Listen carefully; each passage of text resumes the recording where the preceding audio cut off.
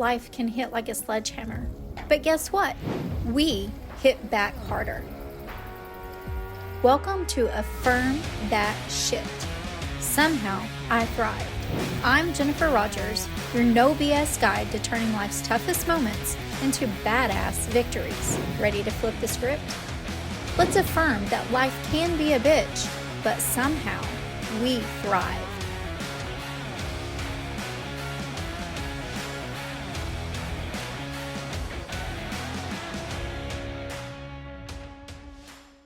Welcome to today's episode of Affirm That Sh. Somehow I Thrived. Today we're going to meet Dave Roberts. He holds the heart of a father's journey, one marked by unimaginable loss, deep spiritual reflection, and profound healing. Dave is not only a seasoned teacher and thought-provoking podcaster, but also the co-author of When the Psychology Professor Met the Minister. After losing his daughter to a rare type of cancer, Dave chose not to let the silence swallow him, but instead turned his grief into a guiding light for others. Today's affirmations are built for Dave and his daughter. If this is your first time listening, make sure you hit that subscribe, like, and comment buttons and come back to each and every episode.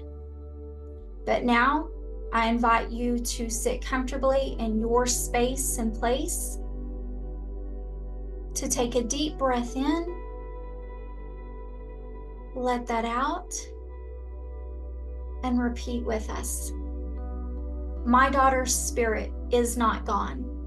It is woven into my purpose, my healing, and every soul I reach.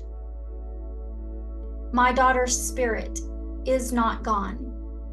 It is woven into my purpose, my healing, and every soul I reach. My daughter's spirit is not gone. It is woven into my purpose, my healing, and every soul I reach. I am a bridge between this world and the next. Her legacy moves through me in every word, every conversation, every breath. I am a bridge between this world and the next.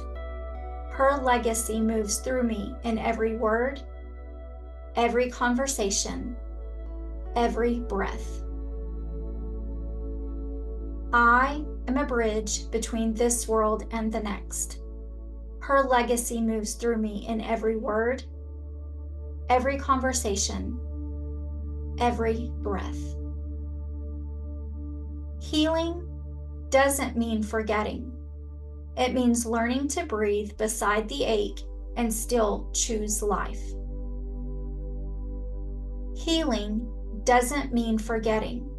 It means learning to breathe beside the ache and still choose life. Healing doesn't mean forgetting. It means learning to breathe beside the ache and still choose life. Stay with us. Dave joins us after this break.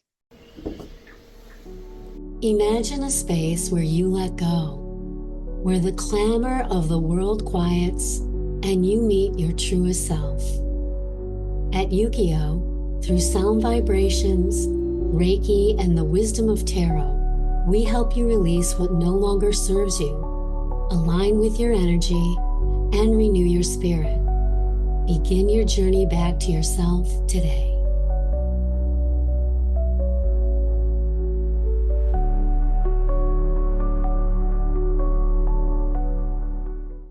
Good morning, Dave. Welcome to today's episode of Affirm That Sh. Thank you for being our most beautiful guest today. Well, Jennifer, thank you for having me on the program. I love the name of your podcast, by the way. Thank you. Thank you. And reading just a little bit about you, Dave, and again, we talked before production here that we were introduced by our producer and mutual friend, Portia. If that woman's not a connector, there is not a definition for one, in my opinion. But I when agree. she I agree. shared your name to me. And I go and I start researching and learning about your daughter. And correct me, is her pronunciation, is it Janine? Is that how I pronounce her name? Janine. That's When correct. I was reading about Janine's story, it touched my heart because every one of us has a cancer story in our life. And I would love for you to take us through your story of coming through that shit and somehow thriving today. I'd be glad to, Jennifer, and I'll give you the abridged version. I'll give you all the highlights, but to start, I'm going to give you three dates. Okay. May 2nd, 2002, May 19th, 2002, and May 26th, 2002. May 2nd, my Janine's first and only child, Brianna, was born. So at the age of 47 years old, I was celebrating being a grandfather for the first time. May 19th, I was informed by the State University of New York at Albany that I had completed the requirements for my master's in social work degree, which culminated a 25-year journey in higher education. And on May 26th, I we were told that my daughter had alveolar rhabdomyosarcoma, which is a rare and aggressive connective muscle tissue cancer. And the cancer was activated when she, through a very freak accident, injured her right foot during pregnancy. And all of the measures that they took, the conventional measures that they took to treat her cancer, walking boot, breast elevation, didn't work. Her podiatrist wanted her to have an MRI so that they could see further what was going on with her foot, but she did not want to have it until after Brianna was born. So they did an MRI shortly after Brianna was born in May, found an undefined 8 centimeter mass at the bottom of her foot, and they did a biopsy and they found it highly suggestive of cancer. We got the initial diagnosis, as I mentioned, on May 26th. I'm going to throw one more date into the mix. That's June 2nd, 2002, when me, my wife Sherry, Janine's significant other, and Janine were in Boston at the Dana-Farber Hospital and Research Institute. I know I'm getting the name wrong, but that's essentially um, the name of the hospital. And they are probably one of the best, if not the best, hospital in the country and perhaps even the world in terms of doing pediatric sarcoma research and treatment. In a 5-minute consult, we were told that Janine had stage 4 cancer with bone marrow and lymph node involvement, and that there was absolutely no cure for her cancer. That the only hope we had was that if she underwent aggressive chemotherapy to put her cancer into remission until they could find a cure. So as I was watching the tears stream down my daughter's face, and as I was sitting there in shock, the message that I got loud and clear is that unless it's a miracle, your daughter's going to die. And I've always been a realist, Jennifer. I've always tried to look at my odds and see exactly what the odds of going a certain way were going to be. So when the oncologist said that to me, I knew what I was looking at. So I went from the joy of grandfatherhood.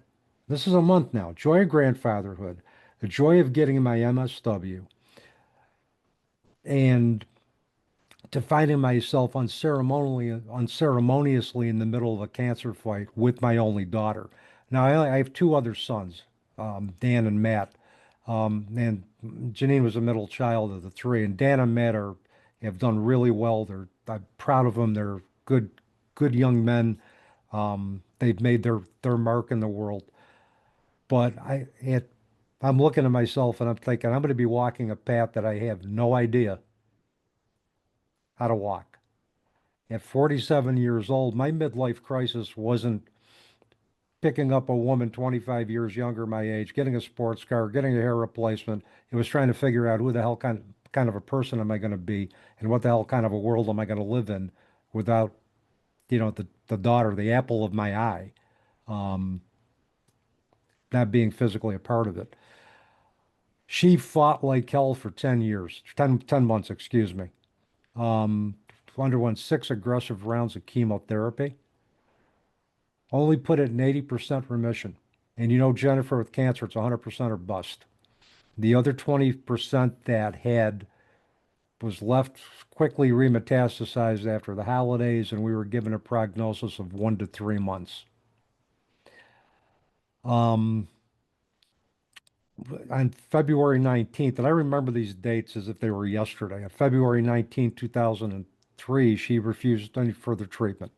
The treatment was just putting her in more and more pain. So we called in hospice services, and Janine and I called it transitioned to a new existence, to eternal existence on March 1st, 2003 at 12:30 in the morning.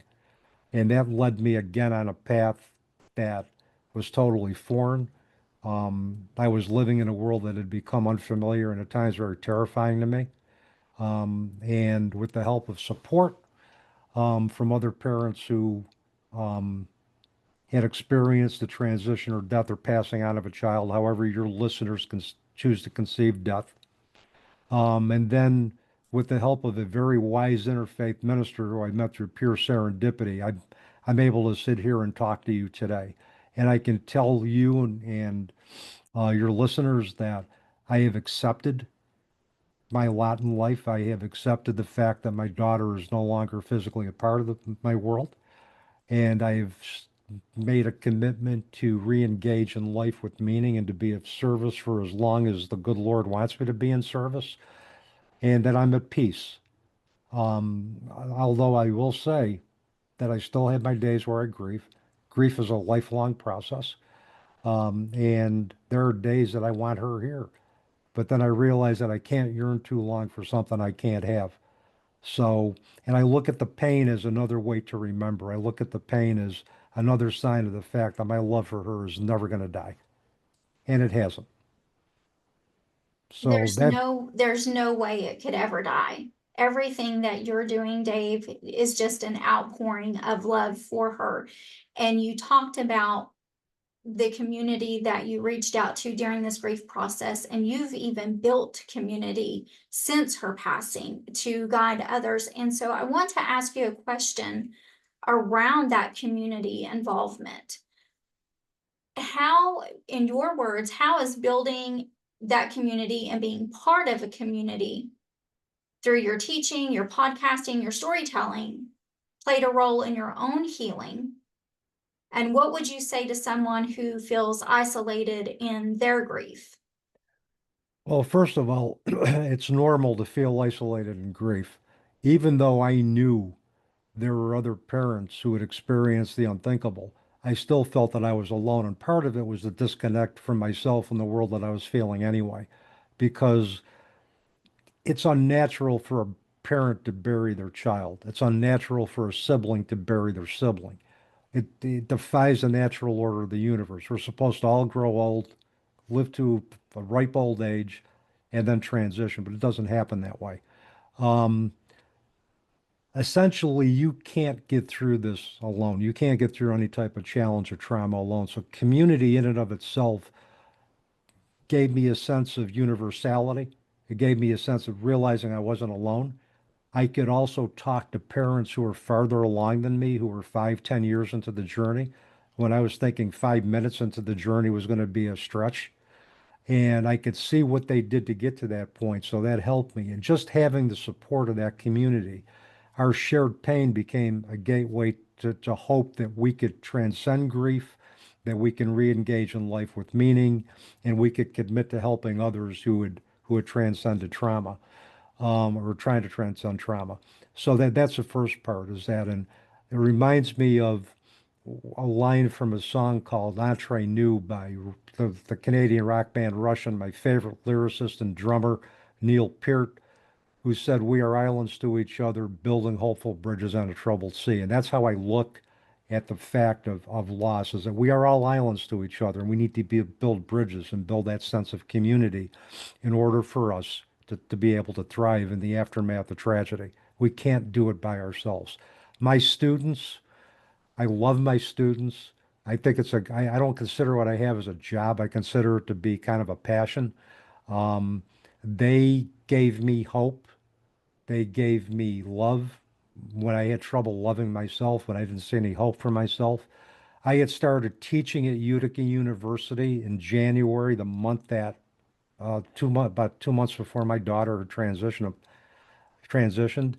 and I had applied for the job when she was doing better, when the chemo was having a positive effect, and I accepted the position and I started in January. Now, if I had a crystal ball and realized that January was going to be the last, the prelude to the last 8 weeks of her life, I would have just said, okay, maybe I need to not take the job.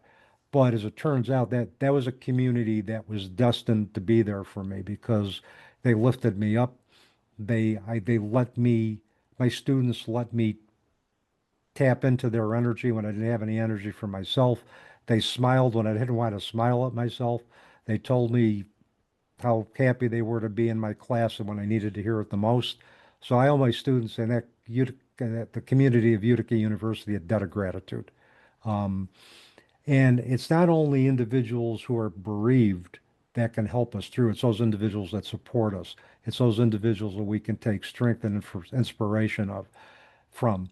And as much as people have said I have inspired them, I like to think that their stories inspire me. Their stories allow me to continue to move forward in my grief and continue to reaffirm my purpose in this world. You have a great purpose.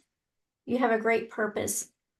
And one question I would like to ask you, because you are absolutely correct. We are not built as parents to bury our children. Unfortunately, that happens to so many of us. I sat on the opposite side of the table where I lost my father.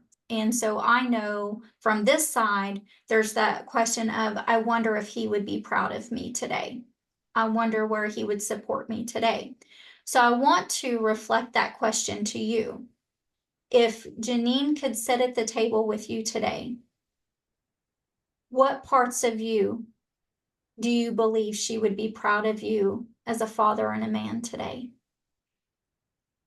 Well, I think first of all, she'd be proud of the resilience that I demonstrated. And after her transition, I think she would also be proud of the fact that I was open enough to expand my science-based background to realize that our consciousness survives after death and that we can connect with that at any time. She'd be happy to know that I was open to having a continued bond and relationship with her. She'd be happy to know that the best parts of her have become integrated into the best parts of me, and that when I talk to my students or anybody, I tell them you're getting a package deal. Especially if you see a lot of young energy come out and playful energy come out, that's the part of my daughter, that the playful parts of her that will come out with me. So I tell individuals, you're getting me, you're getting my daughter, you're getting the best of her, you're getting the best of me. And the best of her and the best of me has redefined the narrative that I've had to redo moving forward, without the physical presence of my daughter. Um, and again, I did not get to that point through just smoke and mirrors, through pure serendipity. You had mentioned the book that I co-authored with Reverend Patty Farino of who's an interfaith minister. Um, who I met through pure serendipity. And Jennifer, that would take another 2 hours for me to even tell you how we even met. And Portia could probably attest to that as well too, that because she knows the story. Um, Needless to say, we were destined. If you believe in in soul contracting, that we had our souls made a, a contract to meet at a particular time at a particular place. That's what happened. Through pure serendipity, we met. She was at a conference that I was organizing here in Oneida, New York, in upstate New York. She said if I ever get to Long Island, I could stay with her and her husband, Marco, and that she would show me her Long Island. And this was in September of 2010. In November of 2010, I found myself at her house after I was there after we went to a workshop with a then colleague of ours, um, who was presenting, and that entire weekend, I became convinced that my daughter's consciousness was alive and well, and that the messages I was getting from her was that, you've done a great job honoring me But now you got to remember, you're a father, you're a teacher, you're a husband. You have two of my brothers you got to take care of. And the message is, I'm going to always be here, but you need to grow. She gave me permission to grow outside of the bereaved parent role. And interestingly, one of the things I learned from Patty is to do kind of continued bonding activities. And I remember, I believe it was the 11th, and I call it Angelversary, of her transition. I burnt some incense, listened to some music, and I gave her permission to grow outside of the relationship with me. I said, look, I know you're always going to be here, but you have a greater purpose in the afterlife. You need to take care of those individuals who are in need. So I gave her that permission to grow, much like I would have given her permission to grow had she been alive. Um, so with all of the work that I did with Patty, this is what I have learned. I also learned that Janine is part of the great universal oneness. The work that I did with Janine also allowed me to do ancestral healing with my father and help me understand ancestral healing with my father because of because of his then abandonment of me when I was 5 years old to have for my mother to raise me as an only child. I realized that his abandonment was an act of love. It wasn't an act of I don't love you. And I also understood through work with a shamanistic holistic practitioner why my mother was as overprotective as she was of me. Um, and it ended up boiling down to another lifetime where my mother lost me in another lifetime. I believed it was me that had died in another lifetime. And our contract is that she was going to protect me to whatever end she needed to protect me in this lifetime, even if it pissed me right the hell off. And it did. But at 60 years old, I understood the reasons for my father's abandonment and leaving, and I understood the reasons for my mother's overprotectiveness. So all the work that I did with Patty, all the work that I did embracing Janine in spirit and integrating spirituality with psychology, all of that led to further healing, past traumas that I never thought possible. Dave, I will tell you, you are speaking my love language right now. The healing, the spirituality, the connecting, that is the world I live in every day. And when we can have those connections post physical, it is cellular healing in the physical body. Mhm. So I'm following right along with you. It's a conversation that is very delicate for some, depending on the community that you're in. But it's no different than someone going and asking for prayer. It's no different than Nope. practicing whatever their belief practices may be. But when we can take that and we can learn and grow, we're able to piece those timelines. You talked about the ancestral healing. We're able to piece those timelines together.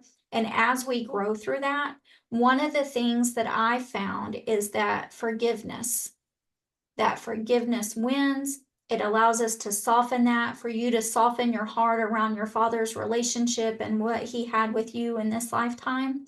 And it allows you to grow and continue to grow spiritually. And when you open that Pandora's box, basically, more connection is coming in. That loving connection with your daughter is coming back. More messages are flowing. More people are called into you, and you're allowing yourself to heal more through their healing journeys.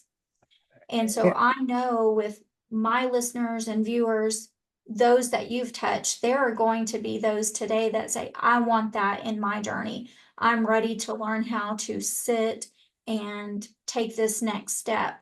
And Dave, you've got the background to help lead that change. So for those that are listening and watching to this podcast, how can they connect with you? How can they reach out? Well, I'm not too hard to find. I'm on Facebook. I'm on LinkedIn. They can just look me up under Dave Roberts. I'm on Instagram under um, Dave R3103, and 3103 is obviously the date of my daughter's transition. Um, they can send me an email at bootsyandangel@gmail.com. If they want to find out more about the podcast, the Teaching Journeys podcast, they can. It's on every podcast platform that I could, Apple, Spotify. I'm also on YouTube. If they just Google Dave Roberts, they'll see the number Dave 301 come up. Dave Roberts 301, which again are the numbers signifying my daughter's day and month of transition.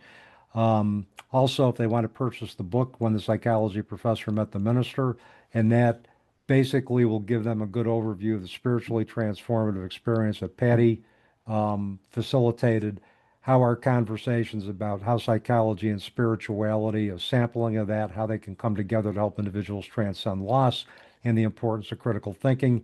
They can find that book on Amazon in paperback or Kindle format. Um, and so those are the ways that you can get in touch with me. Like I said, Jennifer, I'm not hard to find. And I welcome any contact from any of your listeners, your audience, anybody else that may know you. And if they want to friend me on Facebook, I'm open to that. Just have them let me know that they were listening to your show. And I will accept that friend request in a heartbeat. So that's my story for now, and I'm sticking to it. I love it. And I appreciate you walking us through your daughter's transition, through your transitions, and just for being a most gracious guest today on our podcast. Thank you, You're Dave. you're welcome. There's one thing I can say quickly, if you don't mind. I don't want the listeners to confuse the passion for what I believe as if they have to believe what I believe. One of the questions that Patty and I always pose is, what do you believe? What you believe, as long as it's not hurting anybody else or yourself, is great. My job isn't to judge it, it's to witness it, to validate it, and to see what perhaps I can take from it to expand my own belief system and continue to improve the quality of my life and service moving forward. So I just wanted to just end with that. I couldn't agree more. Just holding each other in our spaces. Thank you, That's Dave. my pleasure, Jennifer. Thank you for having me. I enjoyed our conversation. You just took another step towards owning your story and thriving against all odds. This is Affirm That Shit. Somehow I thrived.